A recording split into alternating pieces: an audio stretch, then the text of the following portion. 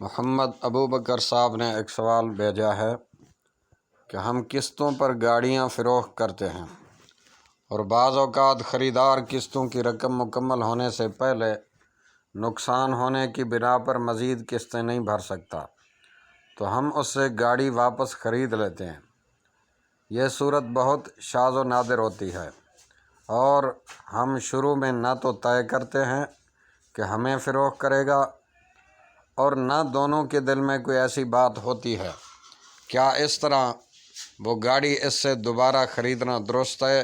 یا نہیں؟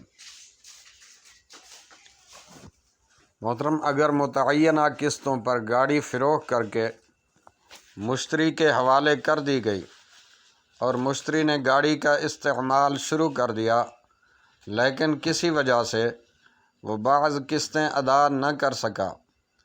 تو بائع کے لیے اپنی بیچی ہوئی گاڑی مشتری سے خریدنے کی گنجائش ہے